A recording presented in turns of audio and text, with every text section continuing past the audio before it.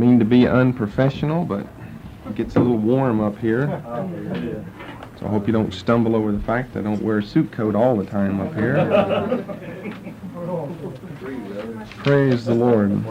Well, if you'll allow me to this evening, I want to take one more journey to the center of the earth, as it were, one more retreat back into ancient history, and give us a little bit of the background of the overall topic and subject that we begin with this evening, which then I think will prepare us, specifically for the intertestamental period. Remember, we started back with Assyrian Babylon. Really, remember that the intertestamental period is the period between the Testaments, sometimes synonymously referred to as the 400 silent years, which would take us from around 400 BC down to the time of Christ. And from the dates that we concluded with last time, I think we were down to 331 with the death of the last of the important Persian kings. And I said that in covering those final few years, and especially the final couple of reigns of Persian kings, that by any means we did not look at all of the other actions in the world that interplay with what's going on there, because to study it under that context would be not nearly as appropriate as studying it under the rising context of the New Kingdom, which is the Greek kingdom. Now, the Greek kingdom and the Roman kingdom will be the two most important ones for the intertestamental period. These are the final two of Daniel's four kingdoms of Daniel chapters 2, 7, and 8. Babylon, Medo-Persia, then the Greeks and the Romans. So if we finished with the Medo-Persian Empire, 331, then you can tell around when the Greek ascendancy occurs, which is towards the end of that century. But before getting to that, as I said, I would like to retreat a little further back, way back into ancient Greek history. It goes further than Roman history. We're probably all familiar with the founding of the Eternal City on 7 hills. And we're familiar with what I'm going to say now, but we'll probably cover that just like we're covering this. So ancient Greece. Let's start with ancient Greece. Let's just look where it is to begin with. We'll probably be on and off here several times. The ancient country of Greece. Greece today occupies about this territory right here.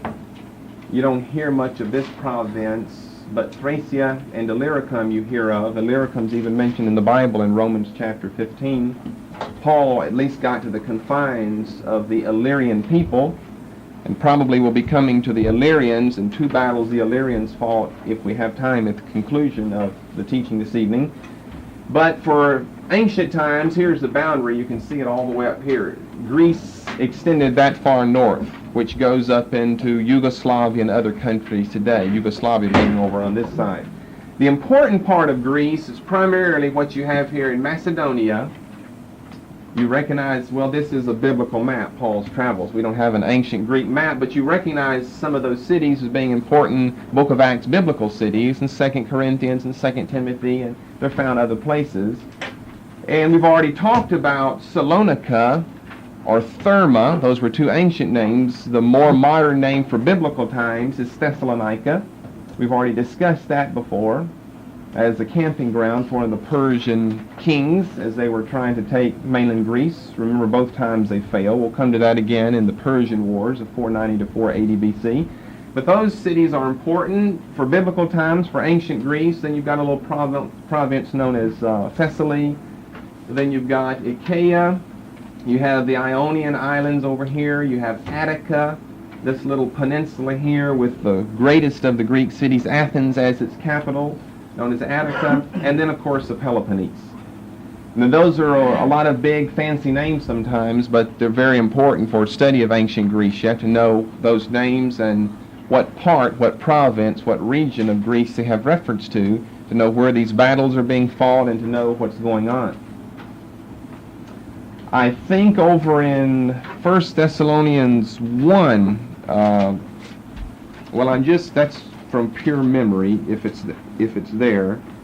you just got really a twofold. Well, you'd have what you have right here, probably. We'll have to look it up in 1 Thessalonians. But you got, wherever it is, I'll have to find the passage, generally a twofold division in Greece. But remember, if we're talking about Thessalonians, we're talking about around AD 50. If we're talking about, Pericles, we're talking about 450 BC, which is half a millennium earlier. So they're going to be different distinctions. It's interesting that the names stay the same, although the smaller names many times are swallowed up in the larger names just for convenience sake. If you want to talk about certain states in the southeast, you don't start naming them, you say the southeastern states. And then they can be broken down to be smaller things. But there'd be this division of Macedonia and Achaia. So if you're not thinking real technically, Achaia would come all the way down and take the Peloponnese, and you wouldn't name that specifically. 1 Thessalonians 1 verse 7. It's got both of them mentioned together. And you see by implication he's including this area, although he mentions it by name, because we know this is where the people are to whom he's writing. Verse 6, ye became followers of us in the Lord, having received the word in much affliction with the joy of the Holy Spirit, so that you were examples to all that believe in Macedonia and Achaia. Just a general reference taking what we could call northern and southern Greece. Although we're going to see that it is broken up into many, many, many different provinces, all ruled by city-states. For from you sounded out the word of the Lord not only in Macedonia, if they're here at Thessalonica, the word sounded out in Macedonia, but he said also down to Achaia, which would take New Testament cities like Athens and Corinth, and other cities down there like Cenchrea, which was the port of Corinth, and still is. But also in every place your faith to Godward is spread abroad, so that we need not speak anything. It's a praise that they're carrying out, in foot practice what Paul had taught them. It's body ministry. They're spreading the word. Paul can't possibly, he travels in this region, but he can't possibly do what a whole church can do. When you've got people, as we say, on fire for the Lord and spreading their testimony of what's happened in their life. What's happened? Well, the last two verses, they've turned from idols to serve the living God.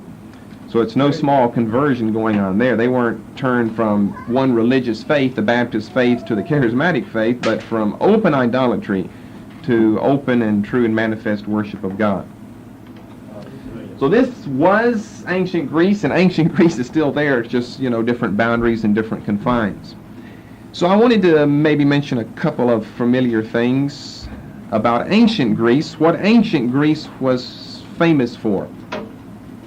First of all, it was famous for its pantheon. Rome picked up the pantheon of the Greeks and gave Roman names like Diana to the Greek names like Artemis and Zeus and Jupiter and so forth. But the great pantheon, the gods and goddesses, the multiple gods and goddesses of ancient Greece. I mean, if you think of ancient Greece, what do you think of? Gods and goddesses. Gods and goddesses. If you think of ancient South Africa, you might think of apartheid, but you don't think of gods and goddesses, though. So this is something that comes to one's mind about ancient Greece. Now, we mentioned that. Let me just show you, we're not just talking to be talking. Lord forbid that, but there's too many things to say just to talk to be talking. But if you turn over to Acts chapter 17, Paul's not coming into an environment that is just ripe and ready and fertile for the gospel when he gets into this city of Athens, because in this city of Athens, they were known for having all their discussions about the various gods and goddesses. Beginning in verse 18, these philosophers encountered Paul.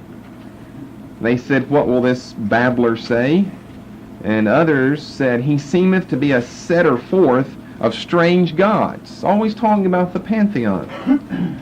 The strange gods and goddesses in ancient Greece. Because he preacheth unto them Jesus and the resurrection. Evidently, they had the shallow misconception that he taught concerning two new gods, God Jesus, God resurrection.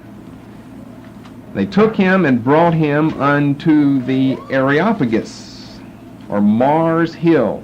It's a large rock that's still in Athens. I climbed up on top of it and sat down there, and you can have religious experiences sitting there thinking of Paul and Acts 17. But the same, you can't move a boulder. It's as big as an office building, and you have to do a lot of climbing to get up on top of it. But that's where they were. It was a place where you could have people sitting before you, and things could be stated and things could be heard by one's audience.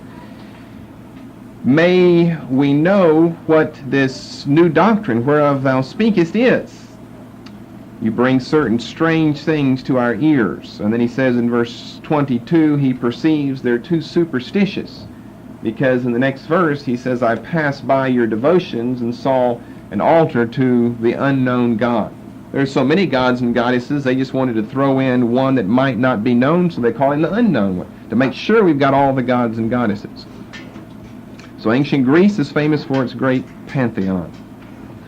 In the second place, what I always think of, and perhaps you do too, when ancient Greece becomes a topic of conversation, would be the two great epic poems generally ascribed to the blind 8th century BC prophet Homer.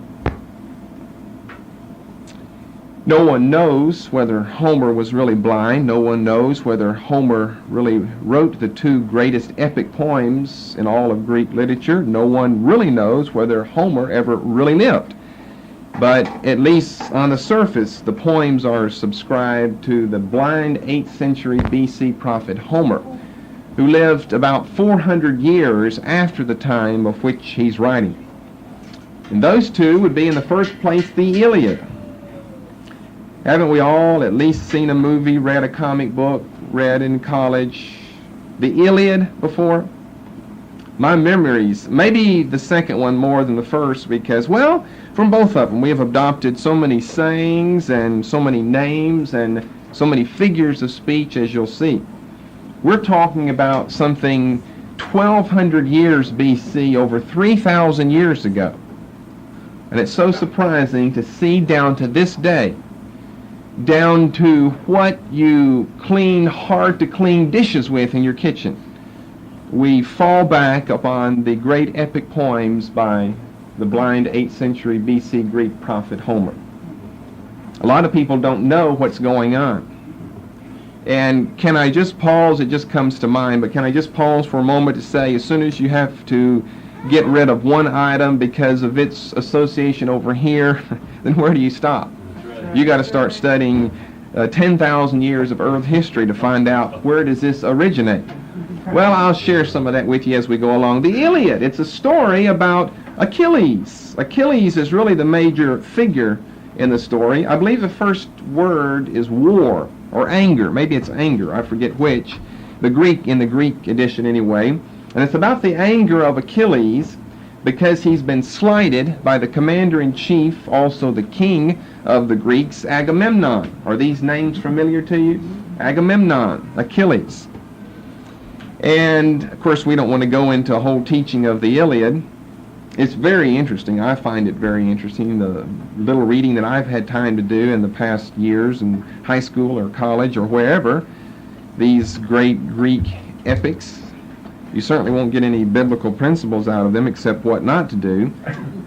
But they're interesting, all of the interworkings of Achilles, and he's playing hard to get with Agamemnon because of this war going on, and it's because someone, a captive of his, was let loose and he felt slighted.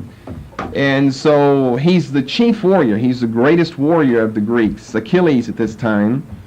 And it takes, I believe, the death of one of his friends who had taken his armor to use. Well, if you're not going to fight Achilles, let me at least have your armor and I will fight for you.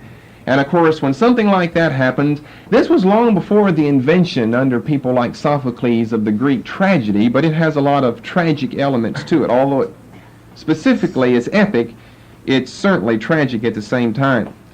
Because you can tell what's going to happen. He's going to, now that he's seen his friend die, since his friend tried to substitute in his place, he takes up his armor and fights.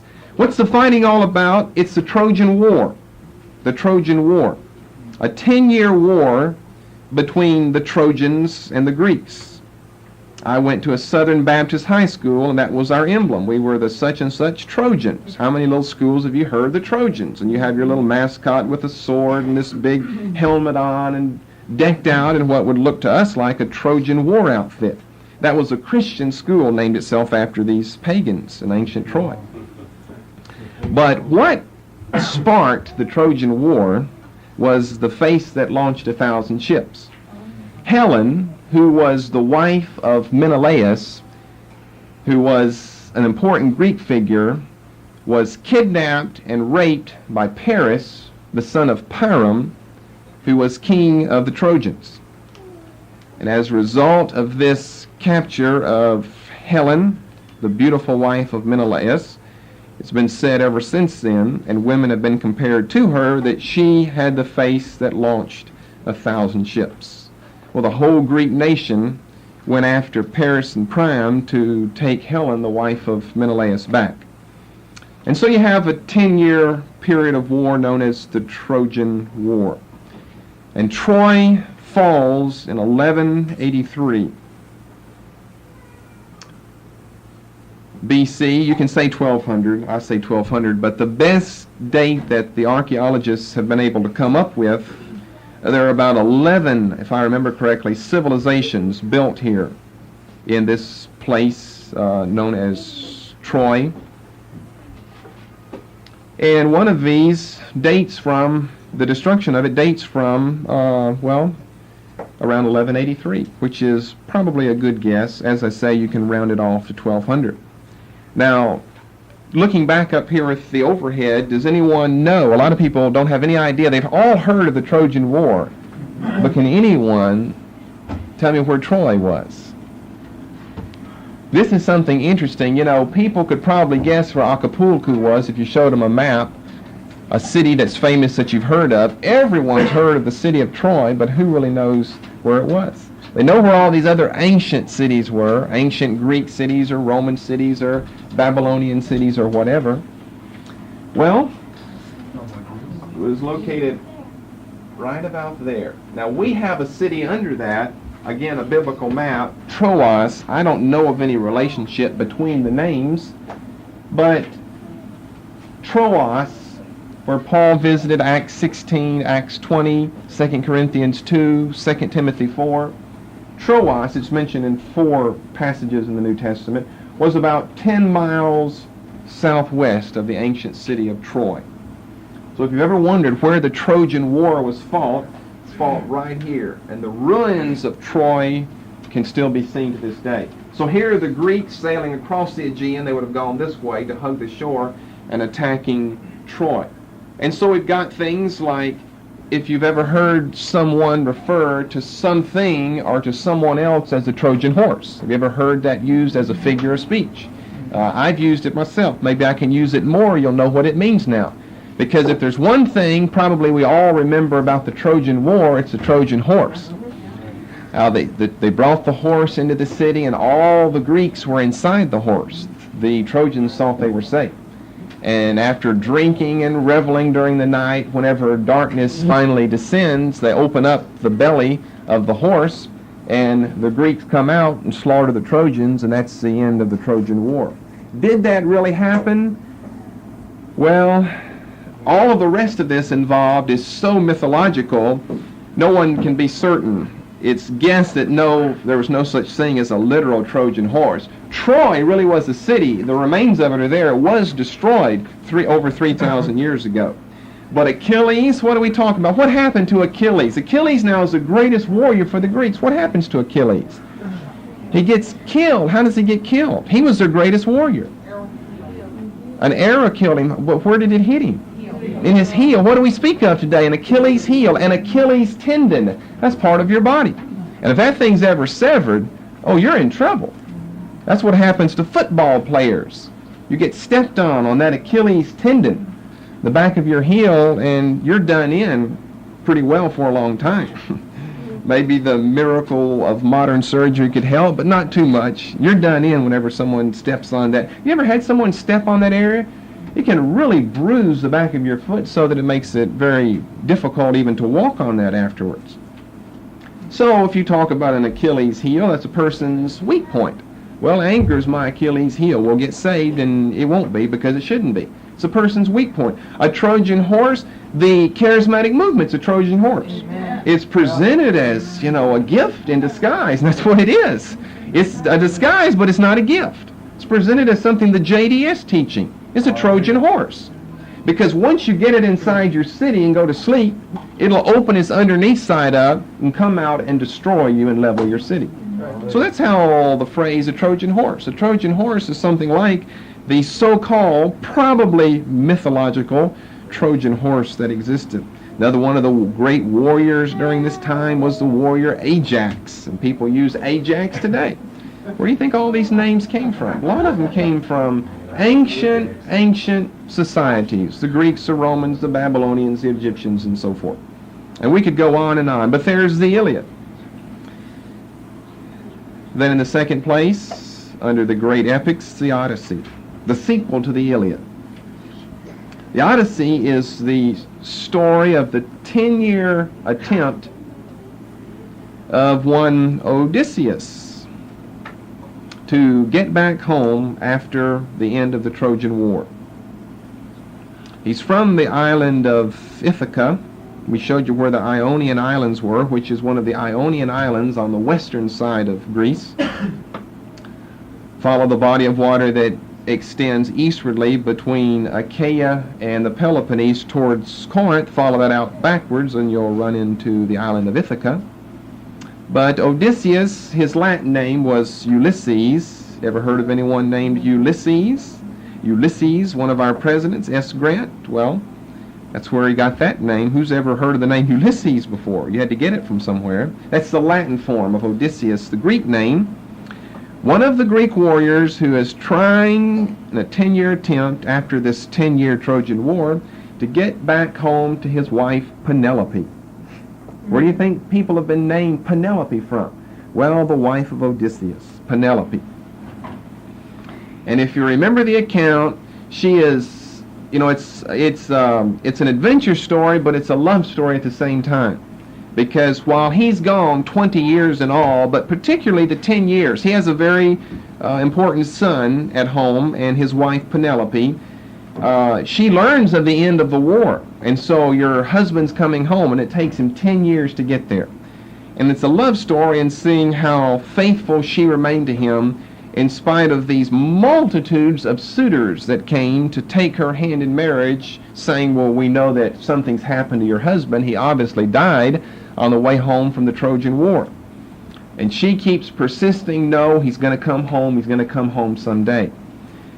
Whenever we get to the apocryphal book of Susanna, I don't think anyone will say that it is built upon the pattern in the Odyssey, but you can certainly see similarities with the suitors and the virtue of the woman putting all of these suitors off.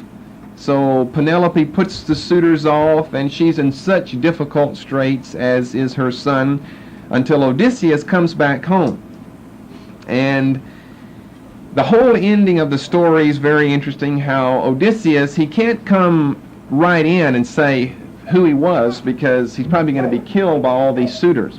And he has to subject himself to the shame of all these suitors, kind of slipping in, pretending that he's going to be a suitor himself, disguising himself, and his wife not recognizing him, he recognizing his wife, but since he's disguised, none of these other suitors are going to bother him until he's made certain what all has happened, what all has gone on. His wife's been faithful to him. And then if you read, I think, the last chapter 22 or whatever in the Odyssey, then he stands up and he reveals who he is, and he pulls out his bow and his arrow and he slays all the suitors there and reunites with Penelope. But I guess what people remember the most about the Odyssey are all the things that take place on the 10-year journey back home. That's where we run across things like Cyclops. Remember, he ran into Cyclops. We run into the sea nymphs named the Sirens. Remember how he had to bind all of his men to the mast of the ship? A lot of you are shaking your head. Because the sea nymphs, they were half women, half birds, could sing so seductively, they would lure mariners away from their boat and slaughter them whenever they came where the sea sirens were. And they plugged their ears with wax, and he bound all of his men to the mast, and these sirens sang away, and all of these struggles, all of this adventure that he has to go through, and the adventure with Cyclops, and that's where all of this has originated. You've got movies and books and things like that on today. We understand all these things, but people generally don't understand how ancient the origins of that really are. So there's a little bit of the history of ancient Greece. Homer is living during the time of Isaiah the prophet. That helps you put things in biblical perspective, since both were 8th century BC prophets. One a prophet to the world, that's Homer with all of his false things of the gods and goddesses, and one a prophet to the redeemed. But all of this occurs before Greece becomes the world-renowned great power that she eventually does. That's still going to take several hundred years. The primary thing that held Greece back from becoming a great nation was the rugged terrain of the country. It wasn't something that people would think that has held other countries back. It was simply geographical malfunction in the country, and that's the fact that Greece is a very, very mountainous land. And what the rugged terrain did was it fostered isolation. You've got mountains that are so difficult to get over, it's going to bring isolation, which produces autonomy, which destroys any hope of the unity of the Greek people so they can fight for a common cause. Things like the Trojan War are just a brief interruption of the independence and the spirit of autonomy that generally prevailed in ancient Greece. Because if they're winning this great war like the Trojan War way back 12th century BC, then why did we stop with the beginning of the Greek Empire at 331 BC last time, the end of the Medo-Persian Empire? That's about a 1,000-year gap.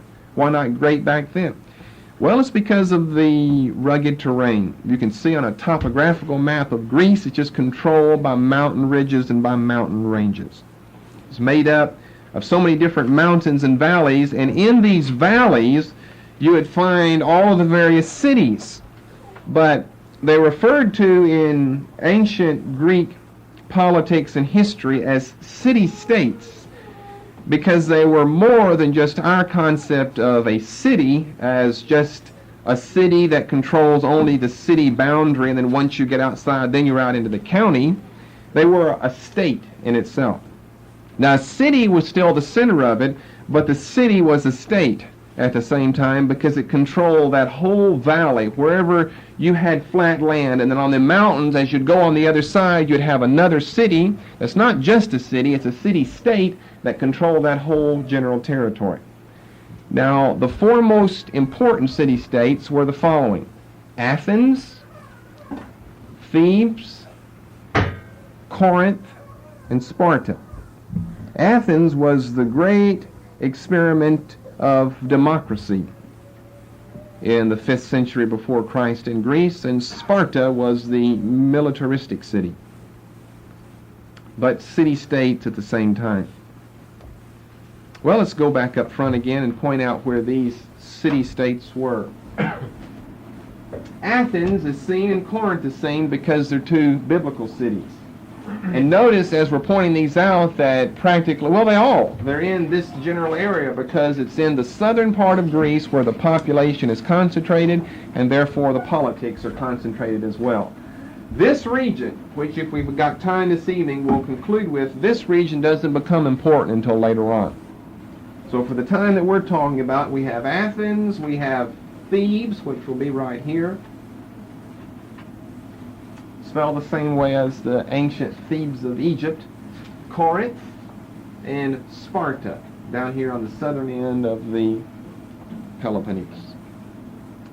the four most important city-states. And the two most important of those would be Athens and Sparta. And then if you want to narrow it down to one, it would obviously be the capital, Athens, the great experiment of democracy. So during this whole time of Homer, you see he's writing in the 8th century, but he's writing about the 12th century. There's a 400-year gap. In that 400-year period, from Homer's time, the 700s, down to the 5th century, down to the 400s, which is another 300 years, you're still talking about rugged mountain terrain. We showed you before about the pass of Tempe, how one of the generals came over here, and we showed you Thermopylae Pass, and how the Spartans under Leonidas were defeated here, and showed you how they had to work their way through these different mountain ranges. And you can only see that on a topographical map. And it's found the same way over here. All of this is just controlled by mountains. There's mountains on the Peloponnese, but particularly we're speaking about Achaia. As you get up in Macedonia, these were horse-loving people, and you don't have horses in mountains, but in plains. So you're getting more in a plain plateau region when you get up into Thrace or Thracia and Macedonia. For the continuation of this message, please... More in a plain plateau region when you get up into Thrace or Thracia and Macedonia. But throughout that period, from 1200, we could go earlier, we could go back to the Minoan civilization, we could go back to the Mycenaean civilization, but from what I've given you tonight, from the 1200s down to the 5th century BC, all these city-states, and there's just dozens and dozens of them spread out all through here. You won't find as much population over on the western shore. Most of it's concentrated over here. Because remember, the ancient important civilizations are in this direction. Who's going to be the next important civilization? Well, it's going to be on this direction because it's going to be Rome and Italy. Then civilization starts going this way. But remember, Adam and Eve and all of this is way back over here. And the population and their learning and their experience is increasing, and it's spreading out from there. So if you're in this region, everything's been working in a westwardly direction. Paul goes that way with the gospel. He comes up here and then goes west, crossing from Turkey, Asia Minor, over into Greece. The next important civilization will be here. And then you've got the Romans fighting against the Britons, which takes us way over Julius Caesar and his Gallic Wars, which take us way over to Spain and France and England, and then they come over to the so-called New World. So it's continually shifting in that direction. But nevertheless, you've got all of these cities here, and during that period from 1200 down to the old 490, we could say, the beginning of the Persian Wars, you've got all of the warring among the city-states. No one can get together until the 5th century BC. The 5th century BC in Greece was one of the greatest periods of culture and the advancement of civilization that the world has ever known. That says nothing about spirituality. We're only talking about culture and advancement in those areas. One of the greatest periods the world has ever known. The period is referred to as the golden age of Pericles, who was the greatest orator in the Athenian assembly. Athens is basically in control during this time. Even when she's not in control, she's still looked upon as being the chief and the important city of Greece. It's a time of such great people as Aeschylus and Pindar, the father of history, Herodotus, who, because of an immigration law and a citizenship law, I believe, established in 451 BC, was not even allowed to settle in Athens, and he finally had to move over to Italy, where he did his writing. Sophocles, who was the chief boy dancer as just, I think, about a 5-year-old boy. He was born in 495 BC. He was the chief dancer and singer over the defeat of Xerxes, and he became one of the great writers in ancient Greece. Euripides, Thucydides, Xenophon. We've talked about Xenophon before. After leading the retreat of the famous 10,000 and writing Anabasis, he comes home to, of course, a hero's welcome and plays an important role in military events as well as politics thereafter. Socrates lives during this time. Socrates, Xenophon was a disciple of Socrates. Plato comes shortly thereafter, and then the third in the triumvirate of Greek philosophers, Aristotle, follows later on. The beginning of the 5th century, we're going to give you some different breakdowns of the 5th century BC. This is the foundation period of Greece as the world empire that it's shortly going to become. The period between 490 and 480. You recognize those two dates? What are those two dates about? Marathon and Salamis. It's known as the period of the Persian Wars, 490 to 480. Greece is all wrapped up in the Persian Wars. Is Greece successful? Yes, Greece is successful. And so the Persian Wars and the defeat of the Persians by the Greeks at Marathon and at Salamis, 490, 480 respectively, show both to the Greeks and to the world at large, for the first time, the general superiority of the intellect, of the way of life, of the military, of the philosophy of the Greek people. They'd never before been able to demonstrate to themselves and to the world their overall superiority over the older cultures, Babylon, Assyria, Medo-Persia, which are slowly but surely passing off the scene at this time. And remember, these two significant defeats of the Persians at the hands of the Greeks when they're trying to take mainland Greece demonstrate that very thing. That Medo-Persia is not going to get better, but she's going to get worse. So for the Greeks, it's a very important period in their time, because it shows to them they've had all of these city-state squabbles and wars for hundreds of years.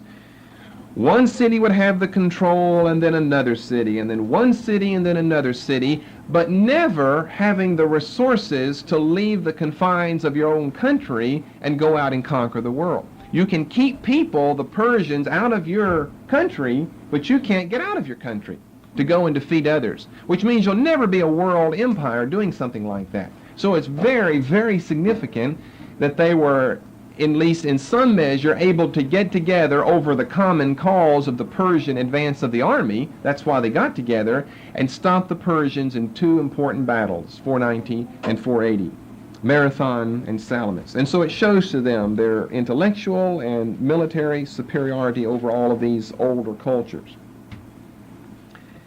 After the end of the Persian Wars,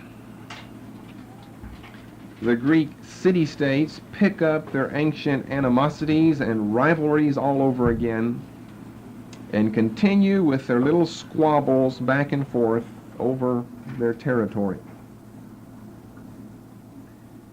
And these small city-state squabbles continue all the way down to the disastrous period of the Peloponnesian Wars. It's known as the 10 Years' War. It lasted from 431 to 421. You've heard in European history of the War of Roses and the 30-Year War and things like that. Well, this was the 10 Years' War. From 431 to 421, a squabble all over Greece, but chiefly centered in Athens, Corinth, and Sparta.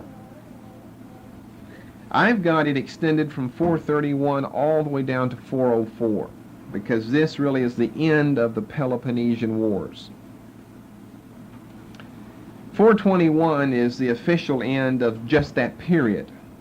Just the period, we could say that the 10 Years' War is part of the Peloponnesian Wars. The 10 Years' War was just one part. The Peloponnesian Wars don't come to an end until 404. What happens in 404? Of all things, you don't even have it written on your chart of the period between the Testaments, so you may want to make a note of it, because I looked and you do have that date specified, because it's the beginning of the reign of Artaxerxes Mnemon II.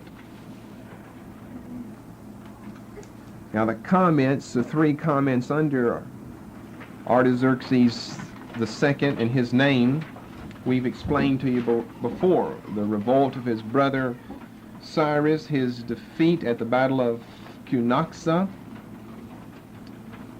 and Xenophon's Anabasis. And of course Xenophon is involved in the Battle of Cunaxa in 401. But you see, you've got 404 specified. In 404, the Peloponnesian Wars come to an end with the fall of democratic imperial Athens. Corinth appeals to Sparta for help in checking the advances of imperial Athens. Sparta responds, and in a combined Corinthian-Spartan campaign, imperial Athens is defeated, and senators and orators exiled in 404 BC. That brings an end in 404 to these chief rivalries between the city-states. However, it does not bring an end to the problems of Greece. Athens, which had seen, well, as we said, the golden age of Pericles, also known as the golden age of Athens, because she was the queen of the cities during the 5th century BC. Athens, which had attained so much, is now brought so low. And it's not by the Persians. They're successful against the Persians. It's not by the, well, they already exist, the Romans, the Latins. It's not by them. It's by two neighbors, two other Greek cities, Corinth and Sparta. And of course, you've still got problems with the other cities that surround it as well. But it doesn't bring a problem for the country of Greece. It only shifts the attention in the years that follow to the northern provinces of Greece, as opposed to the southern provinces. And here I have reference to Macedonia. Macedonia, which you saw at the top of the map of Greece, was considered as nothing but a barbaric outskirt of the real Greek world. The Macedonians were Greeks, but the dialect that they spoke of the Greek language could not even be understood by the Corinthians, the Spartans, and the Athenians. And they couldn't understand them in like manner. But neither Sparta nor Corinth are able to take the place of Athens once they've destroyed Athens. That's the problem. It's fine to win the battle, Corinth and Sparta, but now that the chief ruling, guiding city, the city to which all the people looked, even if they were a Corinthian or Spartan, now that that no longer exists, you've got a vacuum, you've got a void in Greece. Although you've got a winner of the Peloponnesian Wars. It's the Peloponnesian city-state of Sparta, chiefly. And Corinth was on the Peloponnese, but Sparta was known for its militaristic doctrine and way of life. Now that you've got a winner, that doesn't mean that you've got a leader, though. And this is what I'm saying. The lead in a very small, insignificant series of events switches itself to Macedonia and away from Achaia. A king by the name of Perdiccas, Perdikkas,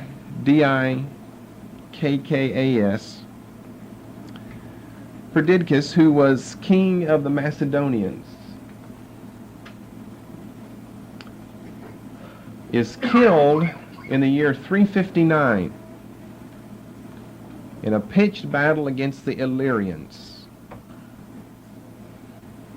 Let me refresh your memory up front again of Illyricum. The Illyrians would have lived up here in Illyricum, and here's Macedonia. Illyricum is mentioned, as I said, in Romans chapter 15. Paul traveled at least to the boundaries of Illyricum so that he can say, I fully preach the gospel throughout here, and he mentions this region, Illyricum. Here's Macedonia, this region of plains where horses are raised, and we're going to see a man who arises to be king of the Macedonians, the brother of the king that we refer to now, whose name is even said in the ancient language to mean the lover of horses, because they were a horse-loving people, with again, the population centered along here. You can see it's a large expanse of territory. But the people aren't really scattered out here, and the important cities out here, they're all here on the northwestern shore of the Aegean Sea. So Perdiccas is killed by the Illyrians, and his infant son is made king. Well, you can't get very far with an infant son. So at the same time, they make his uncle a regent of the boy king, which makes him a brother of Perdiccas. And what is his name? His name was Philip. Philip of Macedonia.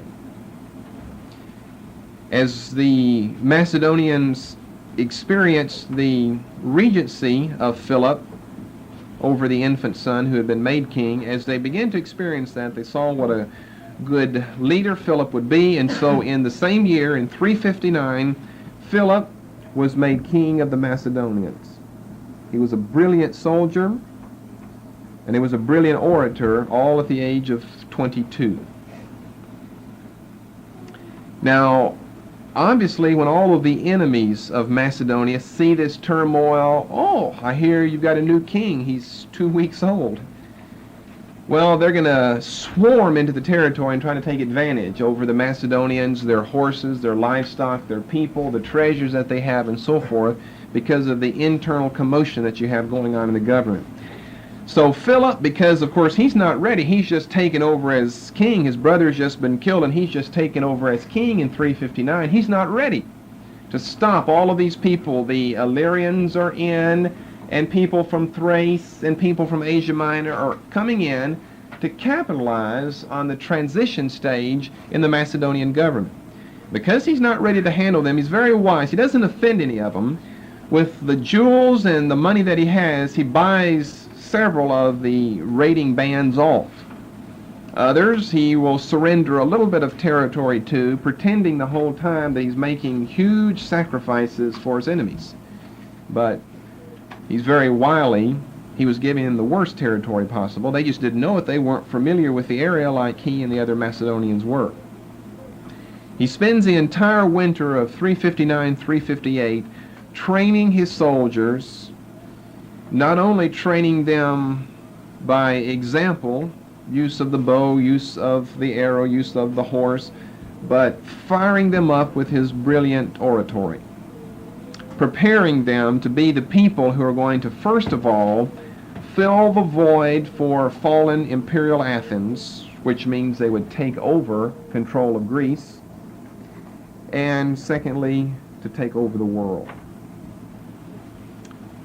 So in his first battle, who does he attack? Well, he has to attack the Illyrians, the ones who killed his brother, and then attacked him whenever they saw him during the difficult period of transition.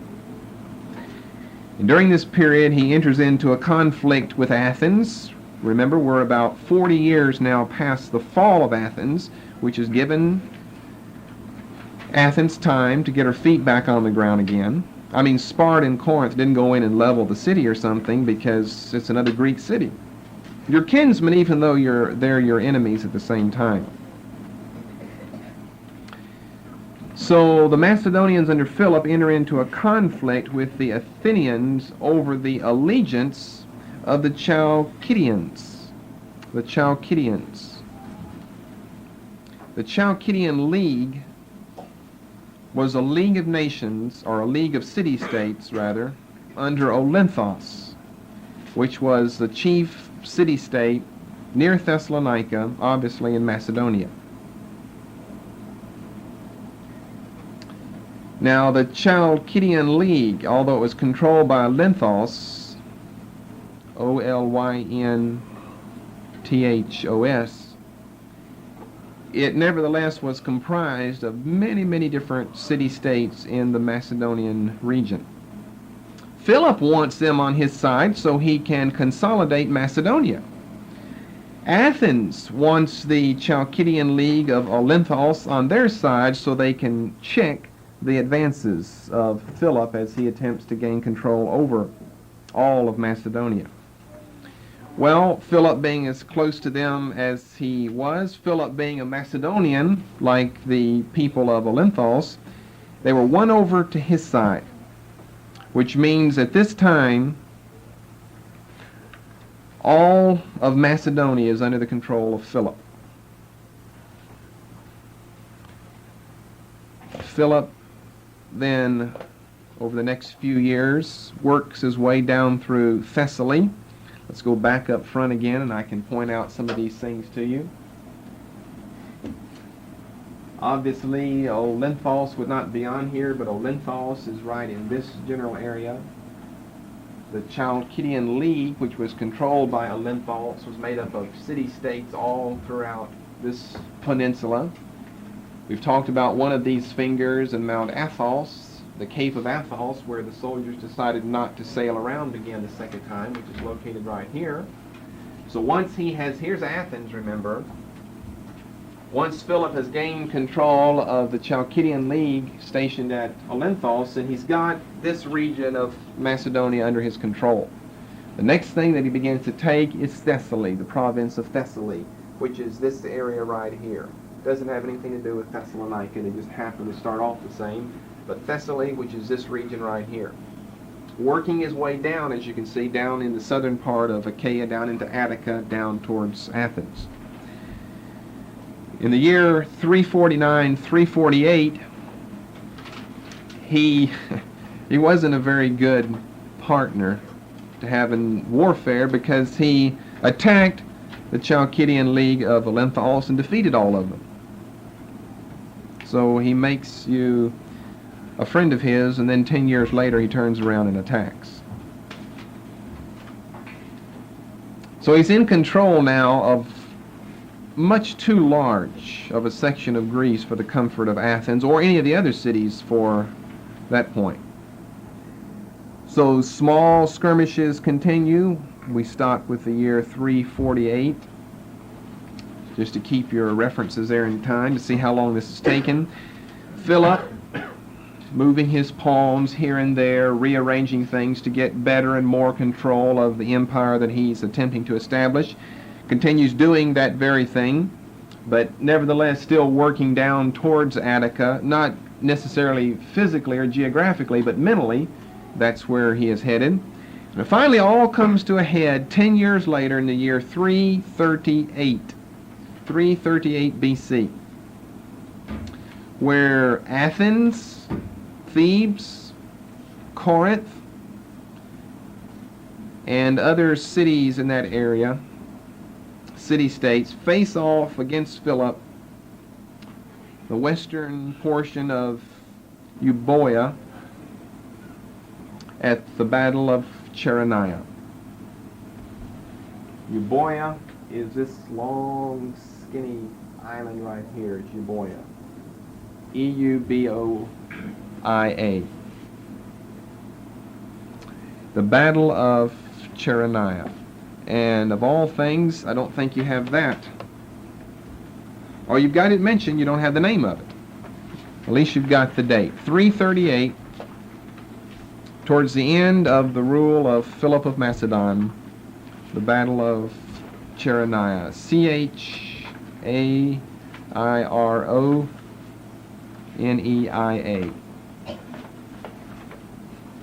We won't go into a big history. I'll just tell you maybe just a little bit of the major battle plans of Philip. Fighting now, remember, he's fighting against combined forces of revived Athens, as well as Thebes, Corinth, and other cities. They're fighting on a mountain, and as anybody in warfare knows, you always go to the higher ground. It's always easier to fight from the higher ground. What's the first thing they tell the Marines? Get the higher ground. You can't fight down at the bottom of the mountain. You have to go to higher ground. Well, Philip is a brilliant soldier. He had the higher ground. He had possession of it already, and he made them attack him from where he was. But he didn't start at the top. He started about halfway down on the mountain.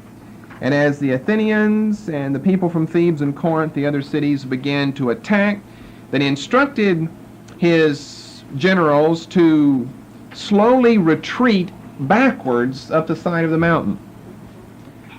Now, that's not too difficult as long as you do it slowly to walk backwards up the side of the mountain. What is difficult is when you're trying to capture someone walking backwards up the side of the mountain, because you're always going at them and then retreating, falling back. And then there you lost that territory, you've got to climb again. Whenever you're going backwards, you're never going backwards and then coming back down. It's always straight and steady and slow, a one-way street, one-way direction. You're going up. Now that's tiring, but not as tiring as going up and down, up and down. You go after them and they fight, and then you retreat back down the mountain. Then you go back up the mountain and retreat and come back down the mountain.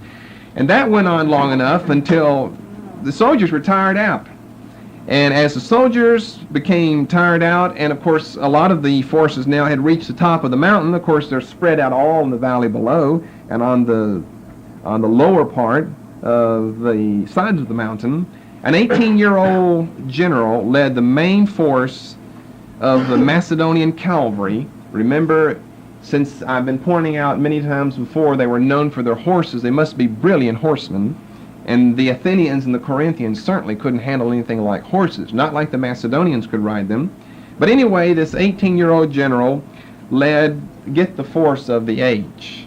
18-year-old general. Generals just aren't 18 years old today. You're lucky if you're under 50 and you're a good 5-star general. 18-year-old general, a brilliant horseman, led the main force of the Macedonian cavalry and swept the enemy off their feet, which is the Battle of Cheronia, which is the defeat of Athens, Thebes, Corinth in the year 338, which is the consolidation of the entire Greek mainland under King Philip of Macedon. We say all this leading up to things we'll say in the future, but that had to be accomplished, you see, before Greece becomes a threat as far as being a world empire. How can the country of Greece ever fulfill some of those prophecies over there in Daniel whenever she's made up of nothing but hundreds of warring city-states? That's an impossibility. The most important thing for our point of reference that's happened now in Greece is the consolidation of the nation, of the city-states under one head. Now you've got one leader. Athens isn't going to be fighting against Corinth anymore. Philip of Macedon, Macedonia, will be in control of the whole country. And he'll put his leaders where he wants his leaders to be. They'll control the country. Now we've got Greece as we think of Greece as a nation. Before then, it was like 200 nations. It wasn't one nation until you had a common enemy, the Persians, and you became one. And then once your enemy left, you broke back up again. It's like the warring denominations out there. They'll war until they hear about tongues, and they'll all join together and fight against whoever's talking about tongues. And once that battle is over, you'll break up again. Go back into all your city-states, denominational city-states again. But the most important thing is getting the country united, which Philip of Macedon is able to do. Sadly enough, he's not able to fulfill the next part of his dream, which is to conquer the world, because he's stabbed by an assassin during a triumphal march of his in one of the cities in the next year, 337. Which I'm going to stop with that, and that will open up our studies for us next week in discussing just who this 18-year-old general really was. Which will bring us to the second aspect of the dreams of Philip.